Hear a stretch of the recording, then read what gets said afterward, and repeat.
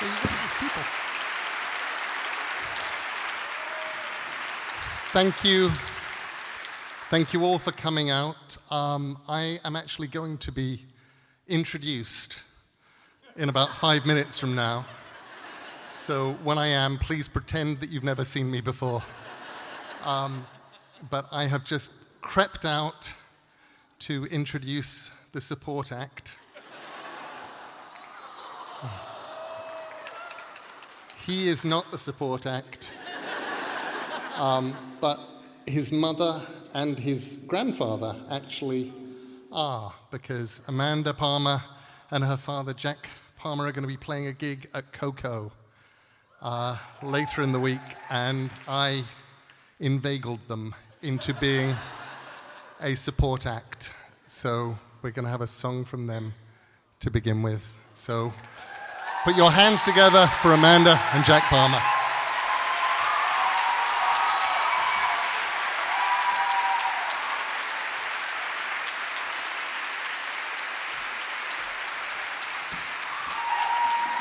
Hello. This is my dad. This is my daughter. It works that way. So yeah, you guys didn't sign up to get a opening musical act, but you should have learned your fucking lesson by now. And if you come to an Amanda Palmer or a Neil Gaiman gig in London when either Neil Gaiman or Amanda Palmer are in town, you're screwed. So, but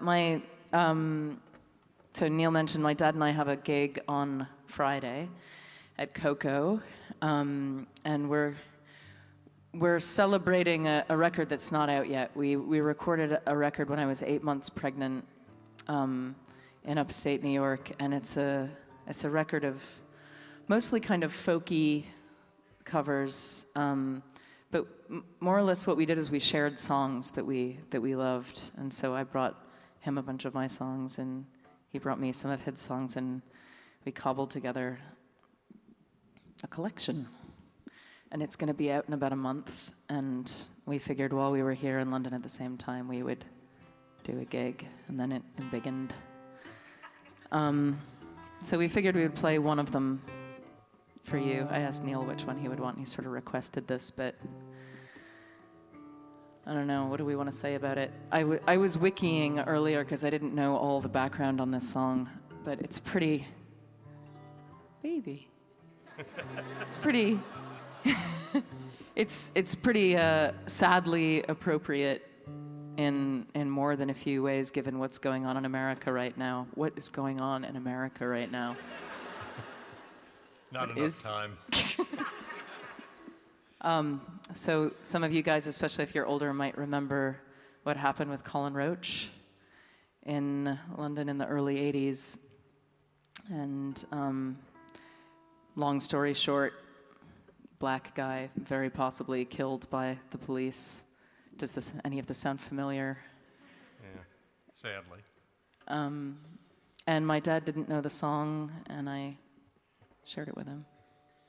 It's a sad commentary that a song written over 30 years ago is still as topical and as of the moment.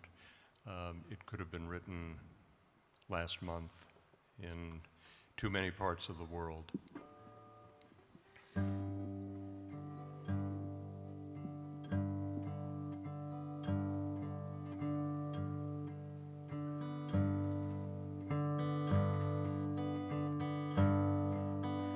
Margaret Thatcher on TV, shocked by the deaths that took place in Beijing.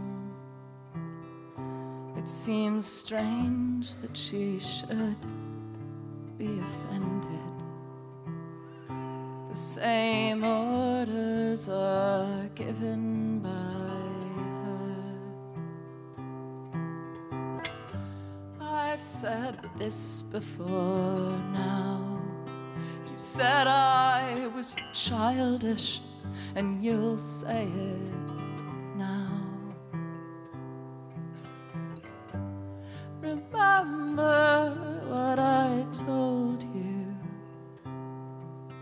If they hated me, they will hate you.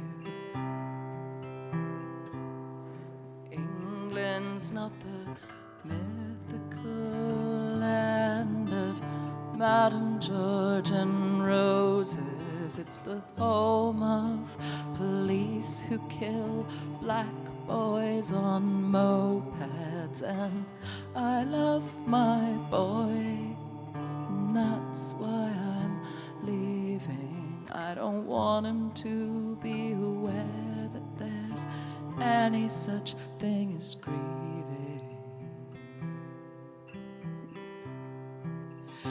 Young mother down at Smithfield, 5 a.m. looking for food for her kids. In her arms she holds 3 cold babies, and the first word that they learned was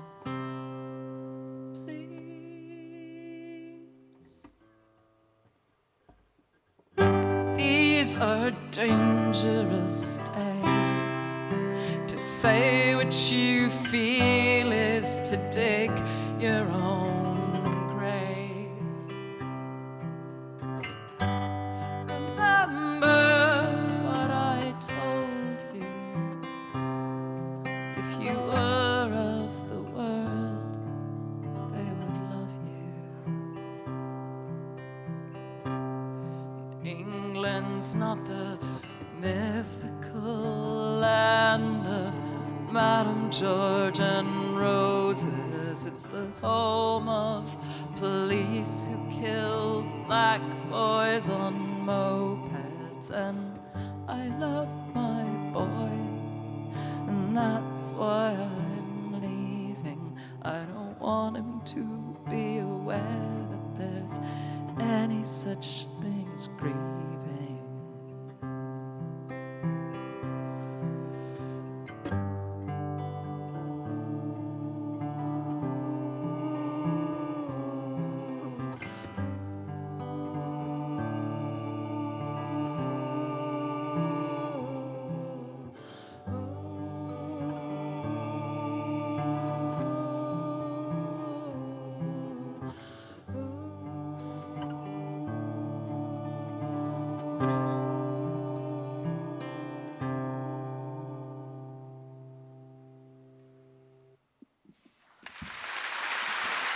Thank you.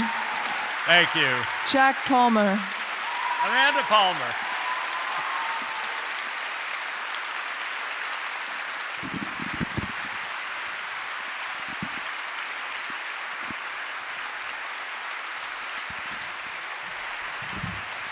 And now thank you guys. Thank you.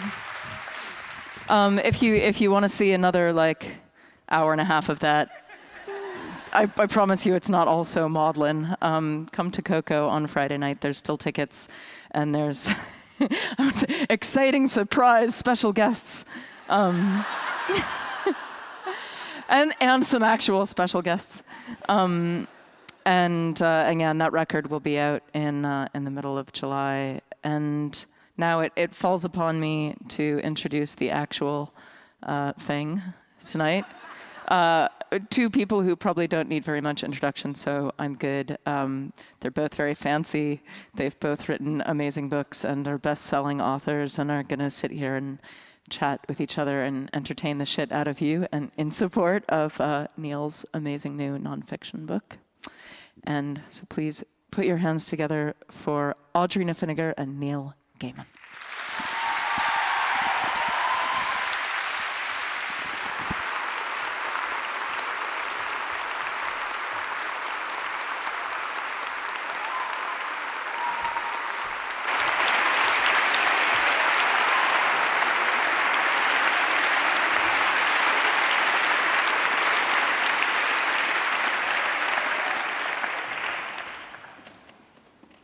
It's funny how, as an ex-Catholic, I keep finding myself doing these gigs in churches. Well, gosh. Hi, Neil. Hello. Neil and I have been conducting a series of very public conversations over a period of, I don't know, about 8 or 9 or 10 years, and I have no idea how many we've done of these, but they range wildly in subject matter and location, and we just keep kind of ranging far and wide. So. What's fun is there's probably about 50% of them have been Neil Gaiman interviews Audrey Niffenegger. And 50% of them are officially Audrey Niffenegger interviews Neil Gaiman. And the conversations have no bearing on which of us is officially meant to be doing the interviewing. Other people, there are giant sort of sound stacks there. Can people see us? Or are there people hidden behind things? And if people are hidden behind things and can't see us, you may want to shuffle around, because we're going to be sat here for the rest of the thing. So. You didn't know about the square dancing portion of the evening? Didn't know about the square. So welcome, thank you, Union Chapel. This was the first ever stage that I publicly sang on as an adult. Wow. About in 2009, where Amanda actually persuaded me. I remember when that was happening, and there was some doubt, and then it happened. Yep. The first night she failed to persuade me onto the stage, and she tried very hard, but she sang the song. And the second night, it's like, you are going to be doing this. And I do not sing in public. When I was 16, they decided, some people in the back of the audience decided that it would be a good thing if my punk band stopped playing. And there is a tradition of throwing beer cans at an audience, at the members of the band who would like to stop playing. Some of these people went a little further, and the beer cans were full. And as I was taken off to hospital, I thought, writing has got to be safer. But so Amanda's like, no, it's Union Chapel. They will not throw beer cans. She was right. Yeah. Although I don't know that writing is necessarily safer. I mean, the great thing about this book is that there are a few pieces where you stick your neck out and pieces where you say some things that not everybody necessarily would agree with. And there's a lot of kind of arguing back and forth going on with just, there's a sense of the zeitgeist always in these pieces.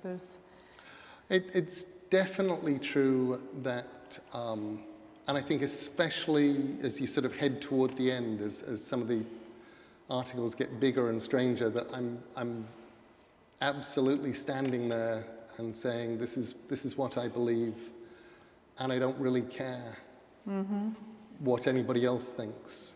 I will simply tell you, I've been knocking around now for 56 years. I have learned stuff. You can disagree, but here is what I feel. And whether at that point I'm writing about, being in a refugee camp in Jordan, or even the Charlie Hebdo pieces. It's very much, this is what I believe. And the credo, which kind of kicks off the book. I wrote this credo in following the Charlie Hebdo massacre. And I just thought, let me write something about what I believe when it comes to opinions and bullets and ideas. You should read it. I think I will. Why don't you?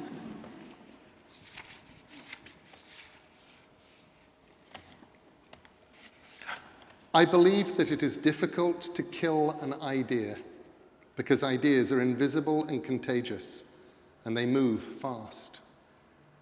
I believe that you can set your own ideas against ideas you dislike, that you should be free to argue, explain, clarify, debate, offend, insult, rage, mock, sing, dramatize, and deny.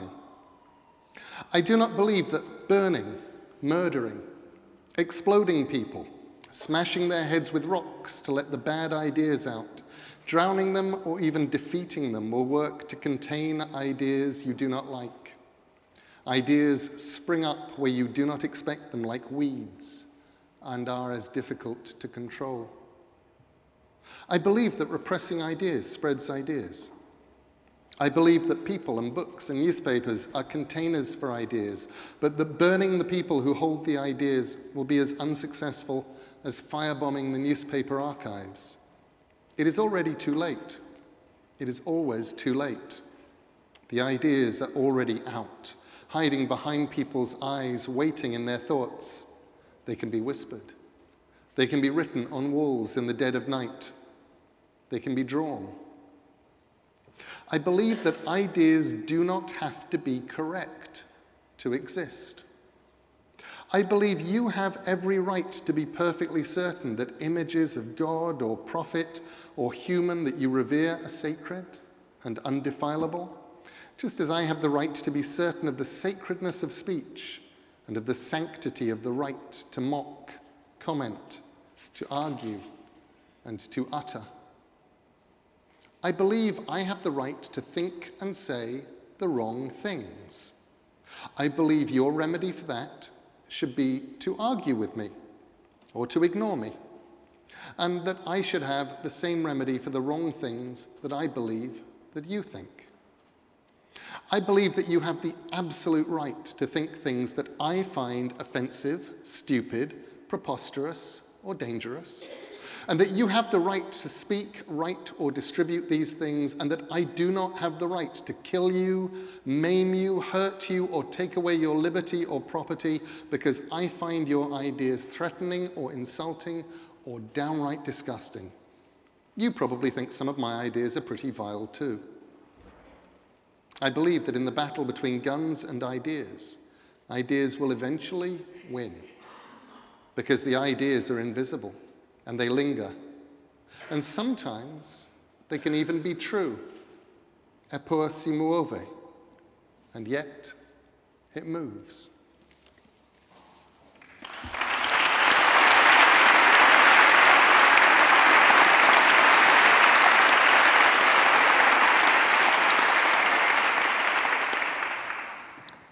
I spent my morning today at the Royal College of Physicians looking at an exhibit of some of the books that John Dee owned. Mm-hmm. John Dee was an advisor and many other things to the first Queen Elizabeth.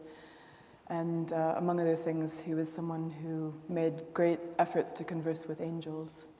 But his library was lost because he decided to travel and went away for a few years and left his house in the care of his, I believe it was his brother-in-law, who promptly sold all the books. And so John Dee spent a lot of time trying to gather them back, but his books have lots of handwritten notations. And I know that you're a person with a very large and beloved library, but the thing that made me think of John Dee while you were reading that was that at one point, Queen Mary imprisoned him for his ideas, and eventually, she didn't burn him, fortunately, because later he was of great value to her sister, but he seems to me like a person who very much illustrates everything that you just said. And also they had a copy of Sandman on display as part of the show. I love that. I slipped John Dee sort of very sideways into Sandman, but I transmogrified him into Doctor Strange when I did 1602, which was my Marvel, what if the Marvel universe had happened during the reign of Queen Elizabeth? And that was nice, because I got to go, well, Nick Fury would be Francis Walsingham, and over here, Doctor Strange would be John Dee, and I got to do weird sort of little jokes that only probably I found funny, like, he lives in the village of Greenwich, of course, and things, just transmogrifying away. Yeah. But he's definitely one of those people who obsess people. Yeah. I remember once running into a when I was a young journalist, talking to an old journalist in a bar who I realized after a while was doing that thing that people who are never going to write a book do, which is they tell you the plot of their book in the bar because they will never write this book. And he was telling me all sorts of amazing things he'd discovered about John Dee that he would put in this book, that he would write one day, promise, that you knew he would never write. And my favorite was that his code number as a secret agent was 007. And he found that somewhere, and he's like, isn't that great? Oh, no. It's crossing the streams, actually. It's too... Yeah. So one of the things that was impressing me as I was going through this was just the fact that it encompasses so much time, and that you've chosen things from all different areas of interest, and it's almost like there's like a secret autobiography encased in here. And I'm wondering how you came to choose the pieces. How was that process? Well, the choosing the pieces initially was incredibly easy, because I have a friend called Kat Howard, who's a fantastic writer in her own right. Her first novel, Roses and Rot, possibly Rotten Roses, I think it's got to be Roses and Rot, came out this week. And what I actually did was I sent Kat everything I had ever written in the way of nonfiction and said, what would you put in a book? So that really was, that was my first pass at it, was just giving everything to Kat, and she gave me back about a third of them and said, these make a book. And from that point on, it was Kat and I going backwards and forth. Because, and what was wonderful was the work that she did. And sometimes what she did was necessary, because I would just go, I have no idea how to organize this. And she'd go, right, I have organized it for you. And I go, well, that's not how it organizes, obviously. You have to start with this one. We're going to put these over here, and we're going to move those around. And you would see her smiling. But it was as if I only knew what I wanted once I saw what I didn't want. Yeah. And then, finally, she and I, probably we spent a long weekend together once we thought we had a book, and we would go through each piece, and we would talk about it and why it was there and where it should go and move it around. And during the course of that, that was the point where I'd go, but I already wrote about this. And she'd go, where? You never sent it to me. And I go, well, I don't know. I know I wrote about that. And for at least one of those, there is a wonderful Neil Gaiman collector. He collects my writings, not me.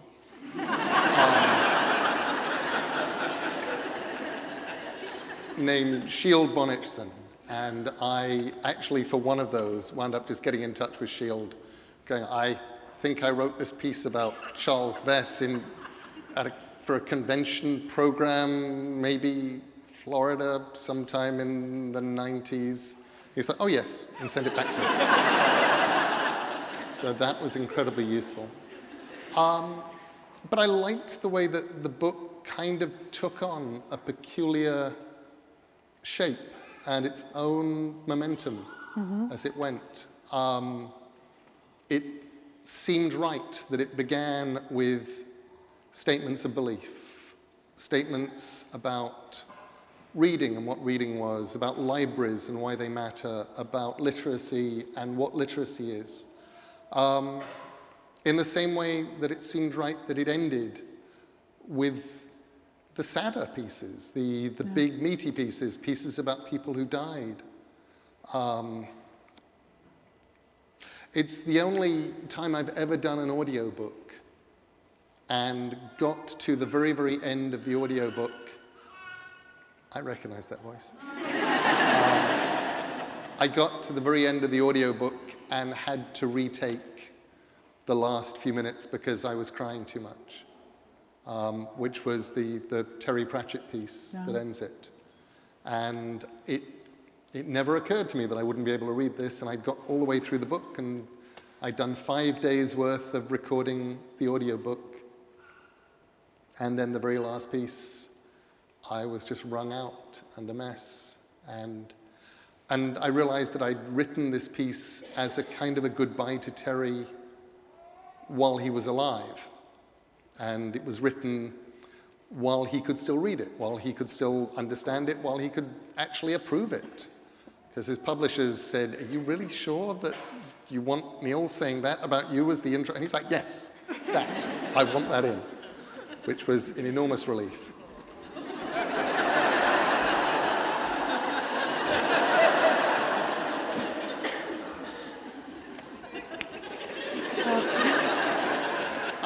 I suppose this is as good a juncture as any to ask you about the possible strangeness between all these pieces in which you're waving goodbye to good friends and the fact that all of a sudden, while you were putting this together, you had a fabulous, beautiful new baby.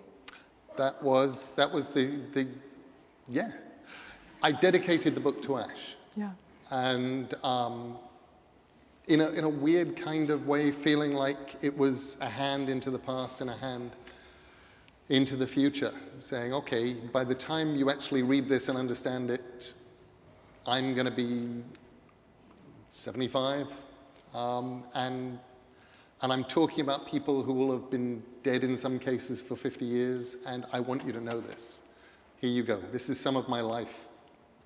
Some of the people I knew, some of the people I cared about, and why I cared about them, and why I cared. And it has books in there. It was really strange. I've written a ridiculous number of introductions to books over the years. I remember when I first started going out with Amanda, one of her fans very, very grumpily said, "How can she go out with him? He's written more introductions than he has written books."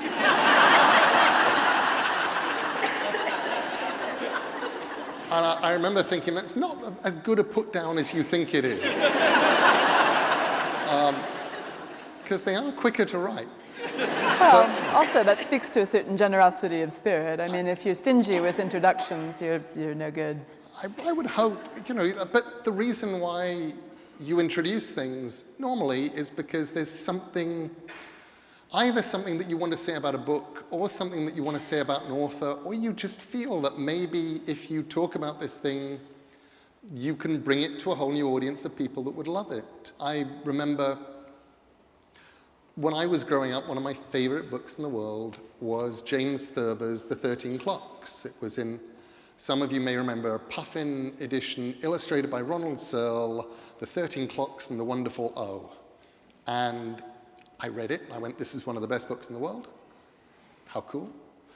And when my kids were old enough to have me read it to them, we were living in America, and I thought, right, James Thurber was American, famous humorist, I will get his book.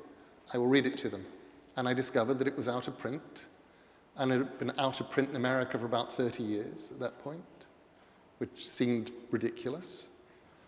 And I finally got a copy from Canada, where it had also been out of print for a long time, but they had a few copies floating around, and I got one. And I wrote about it on my blog.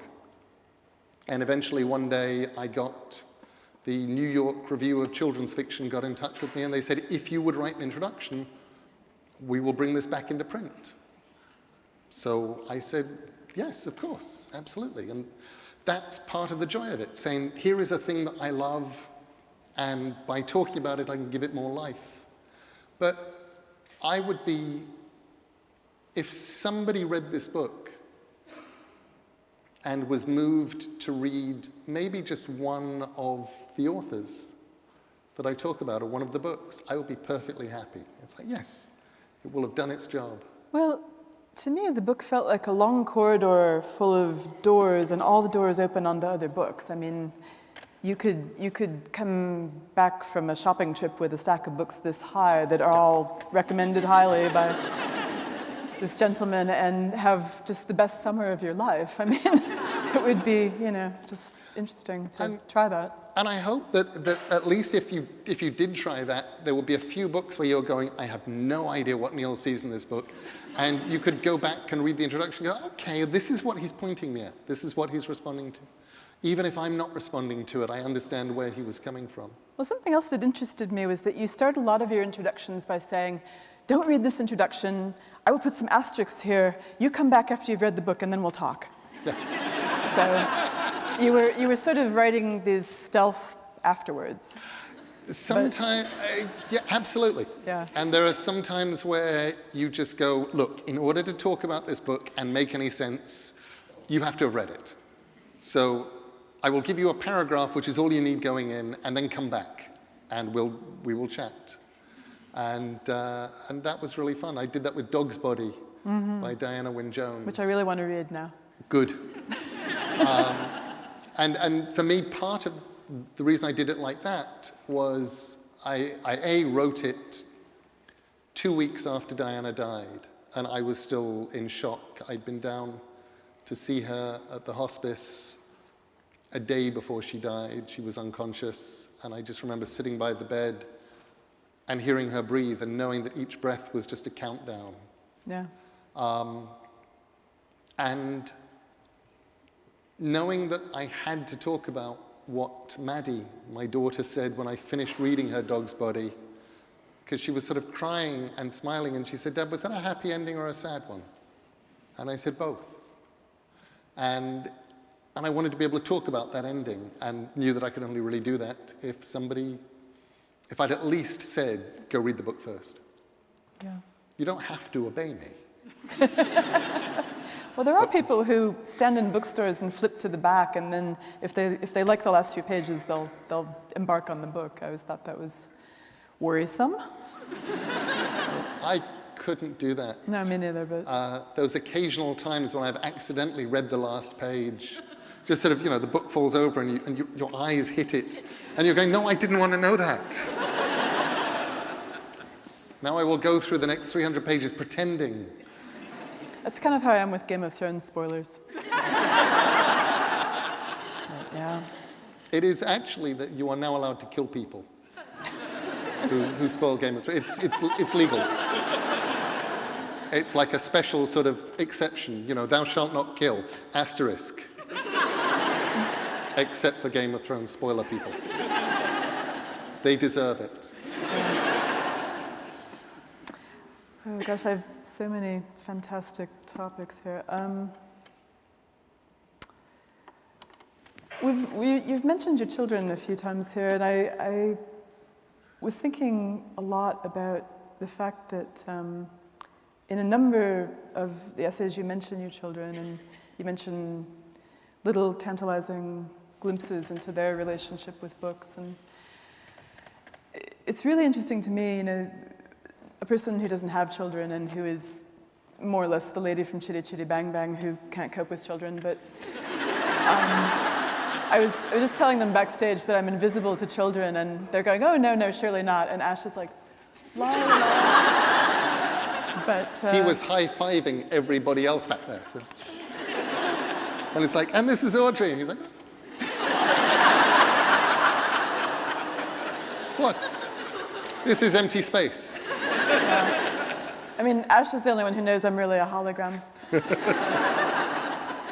But yeah, I mean, there's just so many wonderful little things in here, like how Holly got her name. That actually came from a piece that I wrote. Well, it originally came from my blog. It's one of the few things where when it happens, you go and blog it because you go, got to blog that. But I wrote it, I was on, Lou Reed had died the night before, and I was going to Bristol, and I was getting on a train, and my phone rang, and it was someone from The Guardian saying, could you write a piece for us about Lou Reed's death. And I said, well, I have between now and my getting to Bristol, so I will do the best I can. And the people I was traveling with would occasionally say things to me like, look, an interesting bridge. And I would be going, well, leave me, I'm writing. And I wrote, and I stole things that I'd already written about Lou, because that was the only way I was going to get a whole piece written by the time I got to Bristol. If it had been a slower train. But it tells the story of how I was putting together a playlist for my daughter Holly. And it was a playlist of songs she had loved when she was about 5 years old, 4 or 5 years old. And it was a very odd bunch of things. It had Leibach's version of Across the Universe on it. And she was like, I like this version. That's why the Beatles one has always sounded so strange. And it had Nothing Compares to You, and I Don't Like Mondays. And then I played her Walk on the Wild Side. And she's listening to it, and she listens to the first few lines, and she says, hang on, this is the song you named me after. I'm like, yeah. She listens to a bit more, she says, shaved her legs, and then he was a she.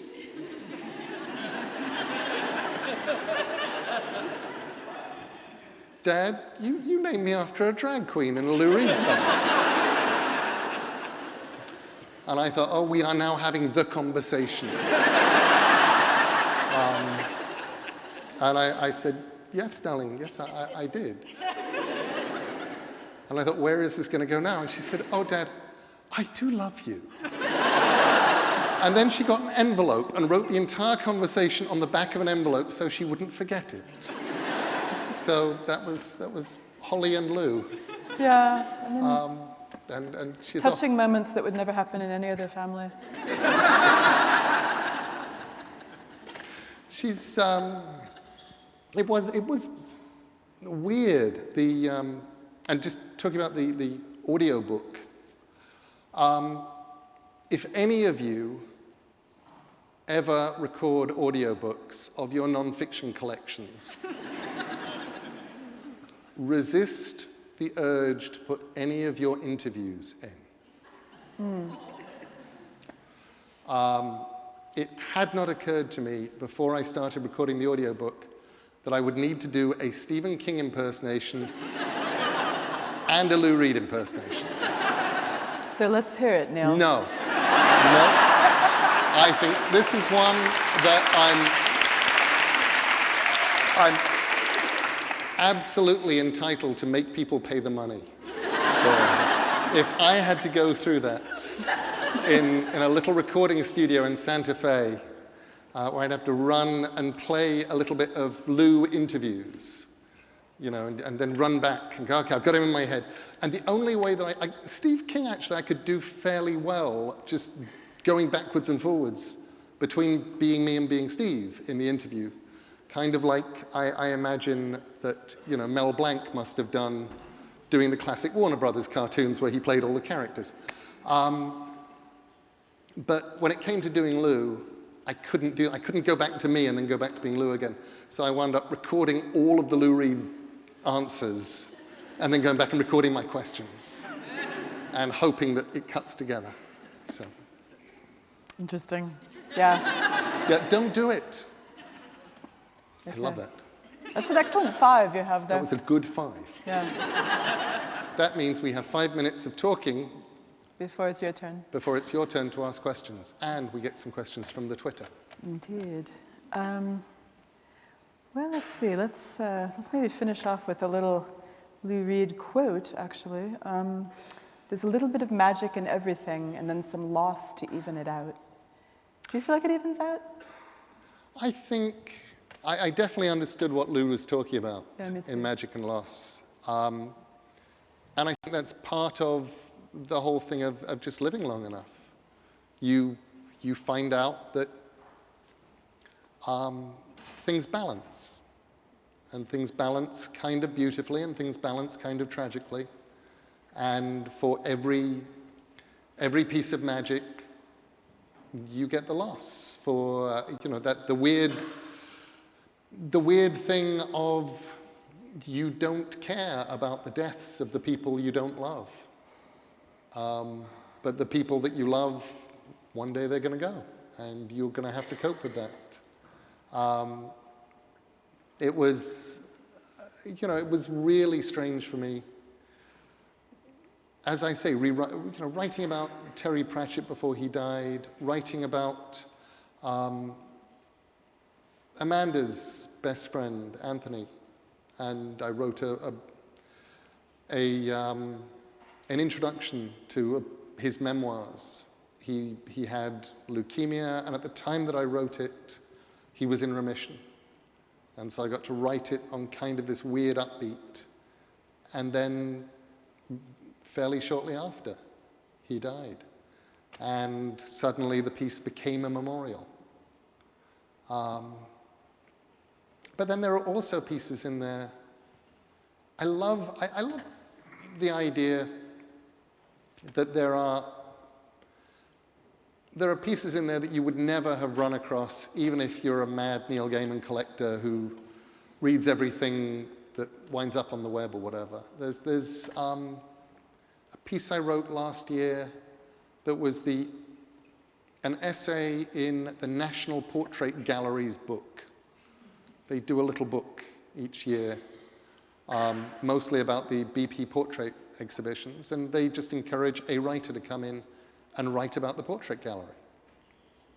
And so I got to write a piece that begins with family photo albums, which are things that nobody under the age of 25 is even going to know what I'm talking about.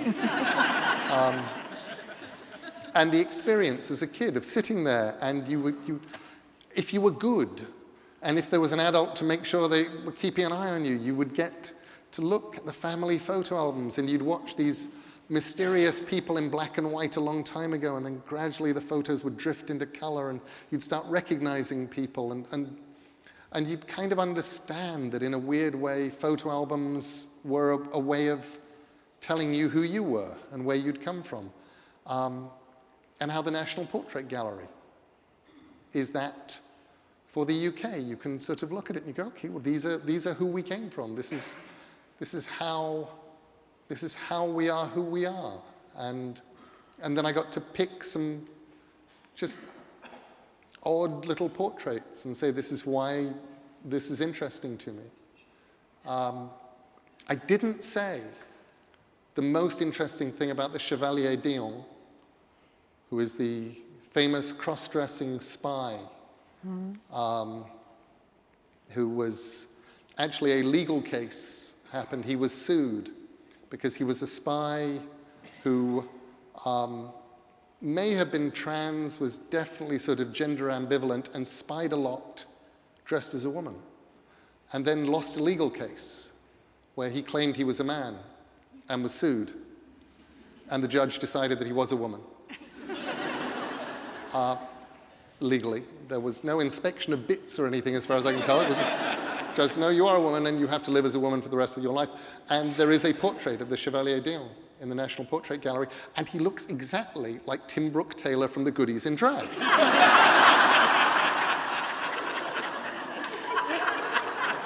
And on that note... But I did not say that in the essay, so that is something that only you know.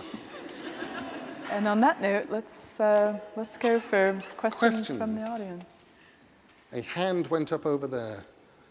Do we have... Where's the microphone person? That one there. It's the first hand up. Hi, Neil. Hello. Of that vast body of non-fiction work that you sent away and a third came back, did that seem about the right amount? And are you a good editor of your own work, or do you need someone else to do that for you? I'm a pretty good editor of my own work when it exists. I am a terrible picker and chooser of my own work when I'm just looking at something and going, is this any good? I don't know. I think, well, the obvious and appalling truth is any bigger than this and it would have been dangerous. You know, this is 530 pages, and if someone comes at you... You should have seen all your books together when Neil was signing them. They were so big. He's back there signing 1,000 books. So once we'd put it together, I think the publishers were both surprised at how big it was. And I was like, no, you don't know how big that could have been. That could have been a lot bigger. And there were many pieces where I simply took it on trust. That Kat would say, no, that's not in there. And I would go, okay. I would say, but that piece I wrote on The Dark Knight Returns in 1986 in Foundation, the science fiction magazine publication, that was really good. And she's like, no. And I was like, okay, because I really did trust her. And it was a nice feeling, trusting her. And I overruled her a couple of times. And there's at least one piece where I overruled her, where I've already seen an online grumble about, well, it's all really good, but why did you put that piece in? And I feel like going, Kat, you were right. The why did you put that piece in was it's a speech that I gave at ProCon to a bunch of comics professionals in 1997, and I thought it was interesting because it was like the second speech that I'd ever given, and it covered the fallout from the first speech that I gave 4 years earlier, where I stood like Cassandra and said, by the way, this entire giant comics boom that we are currently experiencing is completely illusory and you are all doomed. Which actually gave me a very bad beginning as a speech maker, because I was giving it to an audience of 1,000 comic book retailers at the Diamond Comics Distributor meeting. And, you know, I finished the speech, and from around the room you heard. And that I was proved completely right. And the entire comics world went tits up about a month later. Was no real consolation. So I put that piece in the follow-up because I went, well, you're following the story, but it is a bit all over the place, and probably, as the reviewer today said, I should have left that one out. Kat Howard, you were right. See, I read that one and I thought, you just wanted to say I told you so. I did. And why not? But the trouble was, I wasn't actually saying I told you so to the audience. I never got that bunch of retailers back again. Well. To say, I told you all. I said this would happen. But on the other hand, that speech did get me a fantastic reputation for, prognosticating the future. They were like, how could he see this? And I'm going, how could anybody not see this? I was a small boy. I read Charles Mackay's book, Extraordinary Popular Delusions and the Madness of Crowds, a book I commend to you all.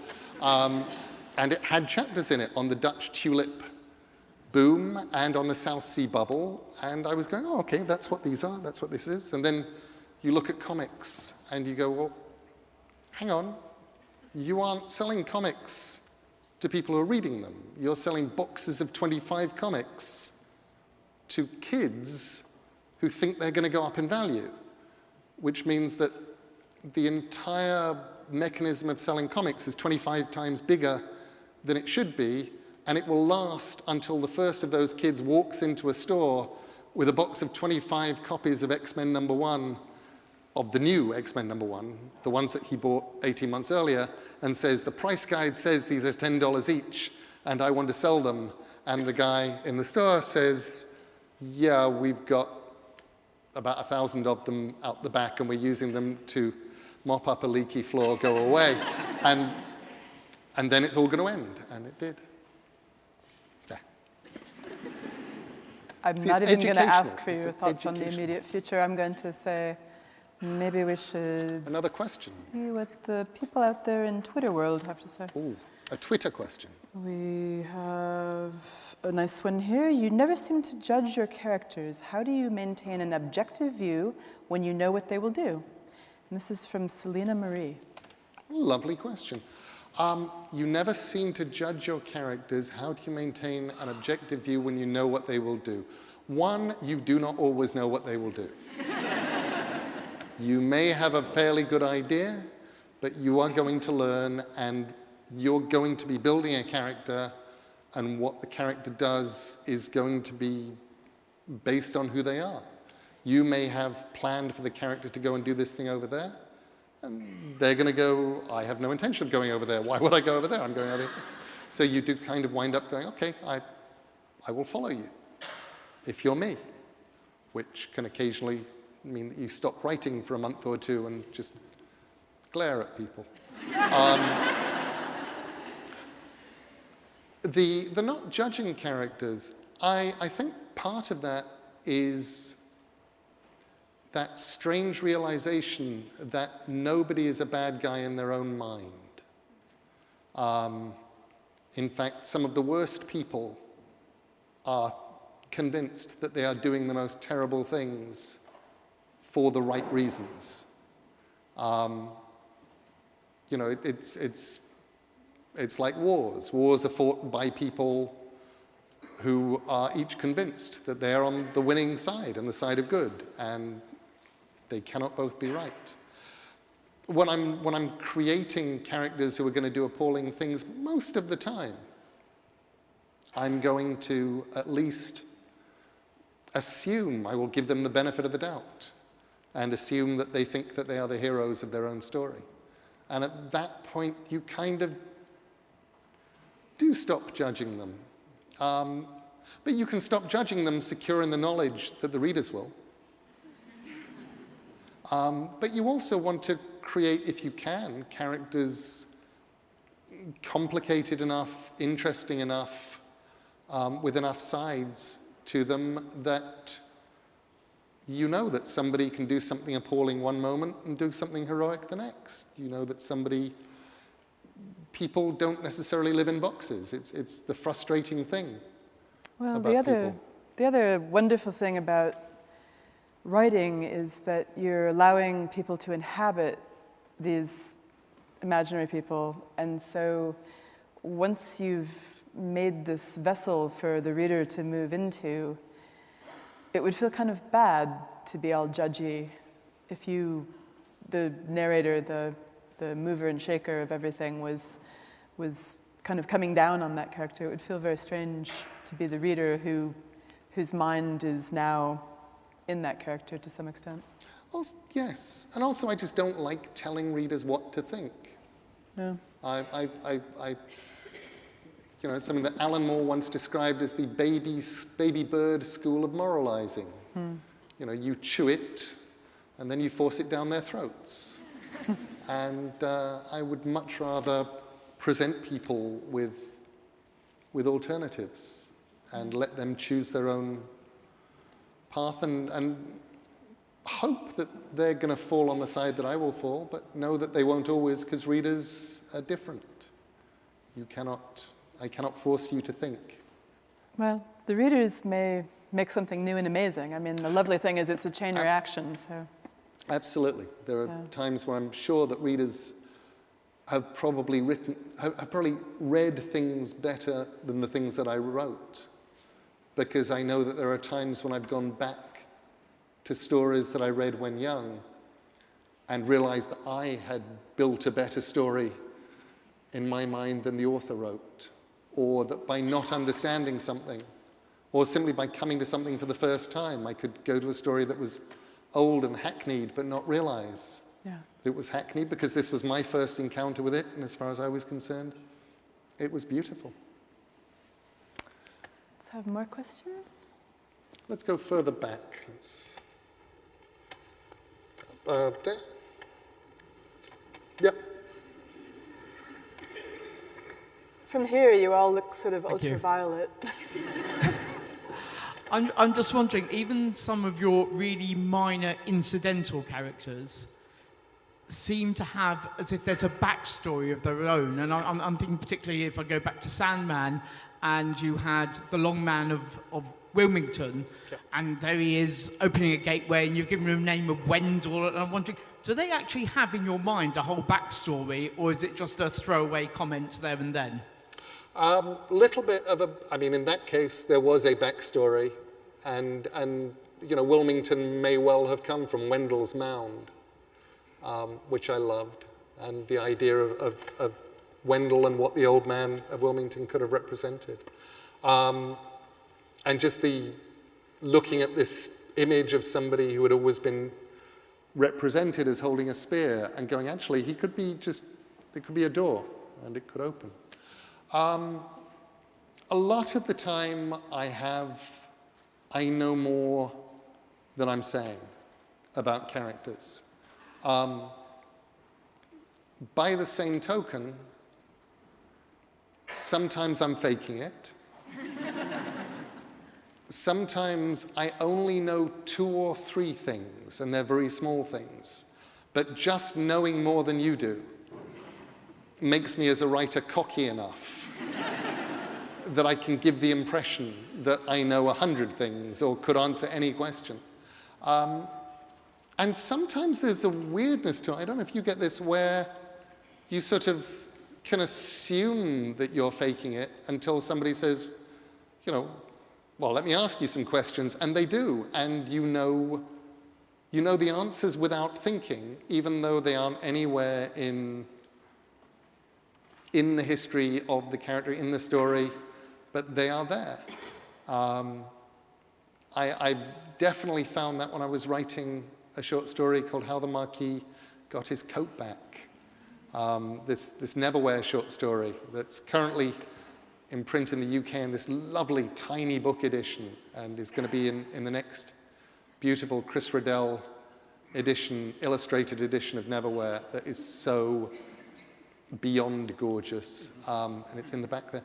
But it was really strange for me, because I started writing these characters, and there were some that I knew all about before I started writing the story, like Peregrine, the Marquis's elder brother, who he dislikes and is exactly like. And there were some who I pretty much made up as they entered the story. And the simple act of them entering the story meant suddenly, oh, I know all about you. I know where you come from. I know your background. You know, my favorite is the elephant of Elephant and Castle, who is basically a large elephant-headed man in a business suit with sort of elephant feet, no shoes, the bottom of the suit. And in my head, he's played by Stephen Burkoff. And I know all sorts, and he turned up on the page. I suddenly went, yes, I would like a fun and interesting bad guy, elephant from Elephant and Castle, of course. And he walked on, and he brought, you know, so much backstory and subplot with him, all of which I left out of the story, but all of which is there when I need it, and will be there when I go back to Neverwhere. I have all these cool questions in my hand, but it seems as though, since you all bothered to actually come and stand in the hail, was that hail? That we should take this one last question, because we only have time for one more from the house. We've had 2 men, so we should definitely redress the gender balance. It's the trouble with picking people by waving a hand rather than, okay, hand waving over there, yes. You, yes. Microphone coming your way. Okay, hi. I just want to know, how much do you steal from reality? And do you feel a little bit guilty of stealing from reality? How much do I steal from reality? I steal from reality a ridiculous amount. I very, very much. I steal such a lot from real things, and feel vaguely embarrassed about it. because I'm convinced that people will go, well, you have no imagination. You're just writing down things that happened. And I'll go, yes, that's true. I really am.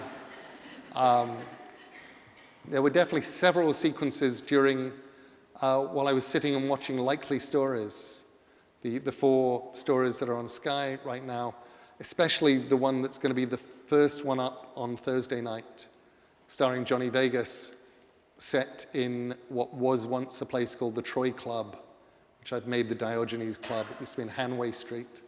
And I'm going, nothing in this really that's made up.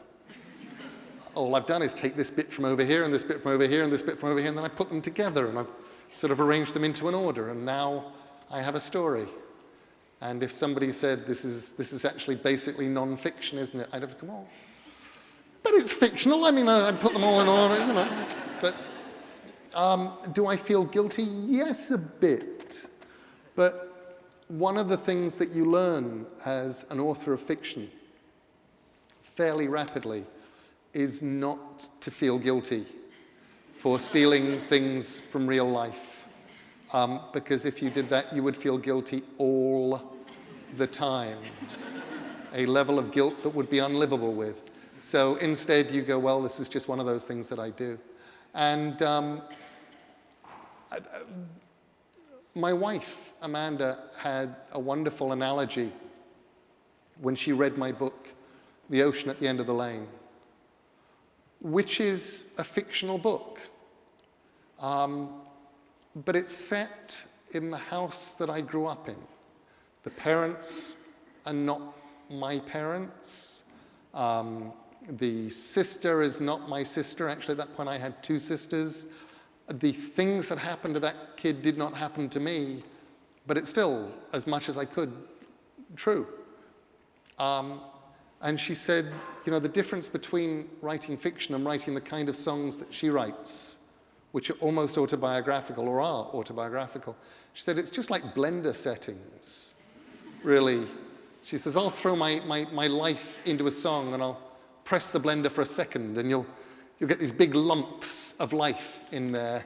She said, and you just keep your finger on the blender longer.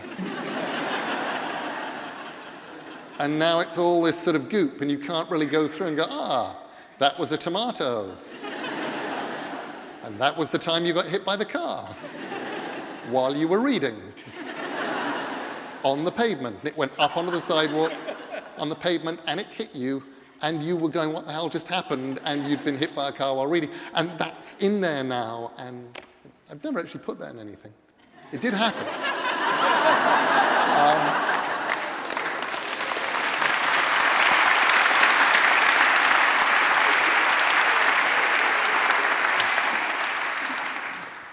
Well, you want to read something else? Sure. Do you have any requests? Well, I was going to ask you to read that Lou Reed interview, but after what you said, it Too seems like that long. would be really mean. Oh, gosh. What about one of the pieces in defense of libraries? Have you got a little bit of something like that?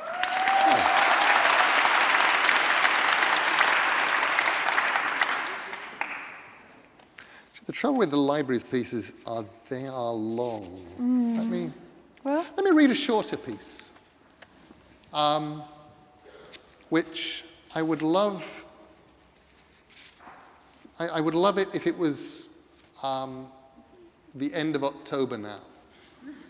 But the weather feels so incredibly end of October that I do not feel weird reading this in what purports to be May. So just think a little bit more end of October. And I wrote this as a New York Times editorial. And I loved the idea of it just being published in the New York Times and then forgotten.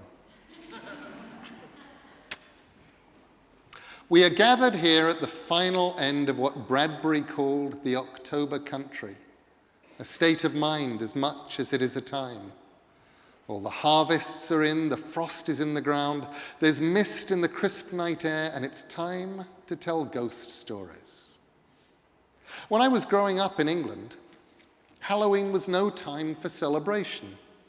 It was the night when, we were assured, the dead walked, when all the things of night were loosed, and, sensibly, believing this, we children stayed at home, closed our windows, barred our doors, listened to the twigs rake and patter at the window glass, shivered, and were content.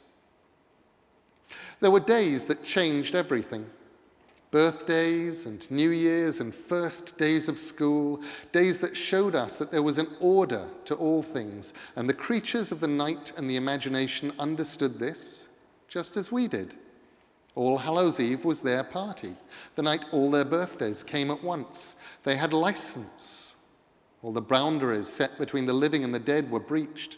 And there were witches, too, I decided, for I'd never managed to be scared of ghosts. But witches, I knew, waited in the shadows, and they ate small boys. I did not believe in witches, not in the daylight, not really even at midnight.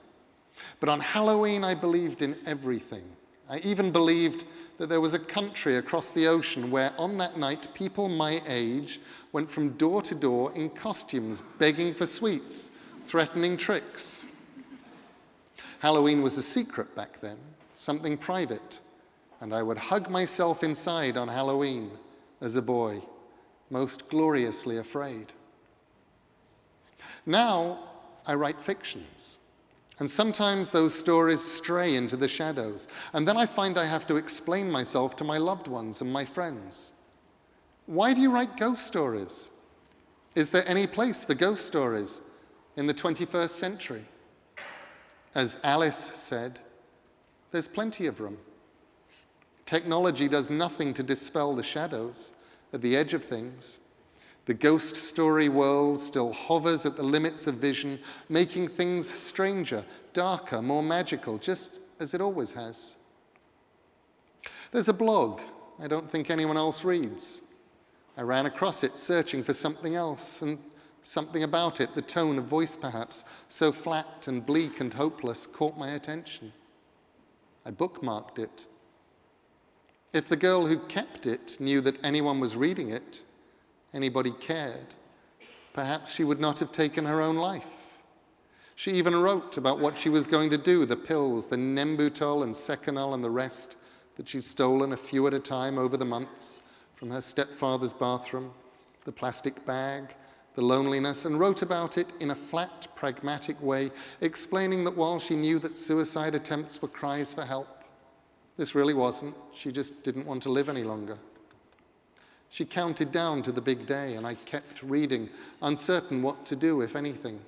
There was not enough identifying information on the webpage, even to tell me which continent she lived on. No email address, no way to leave comments. The last message said simply, "Tonight." I wondered whom I should tell, if anyone.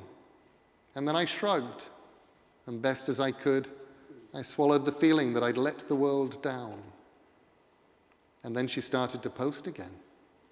She says she's cold and she's lonely. I think she knows I'm still reading. I remember the first time I found myself in New York for Halloween. The parade went past and went past and went past, all witches and ghouls and demons and wicked queens and glorious, and I was for a moment 7 years old once more and profoundly shocked. If you did this in England, I found myself thinking, in the part of my head that makes stories, things would wake. All the things we burn our bonfires on Guy Fawkes to keep away. Perhaps they can do it here because the things that watch are not English. Perhaps the dead do not walk here on Halloween.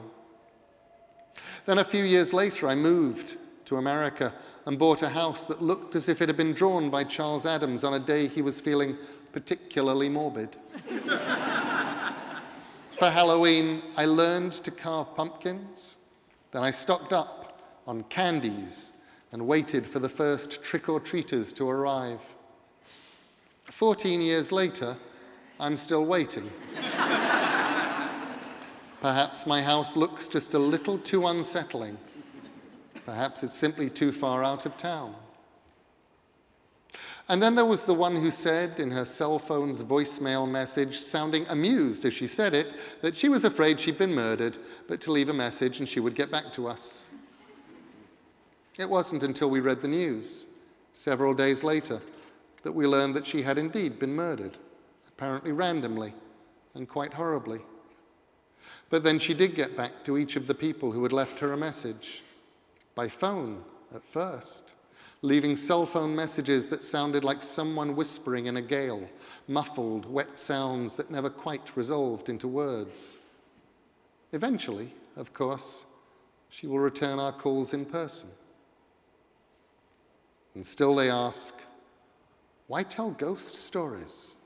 Why read them or listen to them? Why take such pleasure in tales that have no purpose but comfortably to scare? I don't know. Not really. It goes way back. We have ghost stories from ancient Egypt, after all, ghost stories in the Bible, classical ghost stories from Rome, along with werewolves, cases of demonic possession, and of course, over and over, witches. We've been telling each other tales of otherness, of life beyond the grave for a long time, stories that prickle the flesh and make the shadows deeper, and most important, remind us that we live and that there is something special, something unique and remarkable about the state of being alive. Fear is a wonderful thing in small doses. You ride the ghost train into the darkness, knowing that eventually the doors will open and you will step out into the daylight once more. It's always reassuring to know that you're still here, still safe, that nothing strange has happened, not really. It's good to be a child again for a little while and to fear not governments, not regulations, not infidelities or accountants or distant wars, but ghosts and such things that don't exist, and even if they do, can do nothing to hurt us. And this time of year is best for a haunting, as even the most prosaic things cast the most disquieting shadows. The things that haunt us can be tiny things. A web page, a voicemail message, an article in a newspaper perhaps by an English writer remembering Halloween's long gone and skeletal trees and winding lanes and darkness. An article containing fragments of ghost stories and which, nonsensical although the idea has to be, nobody ever remembers reading but you, and which simply isn't there the next time you go and look for it.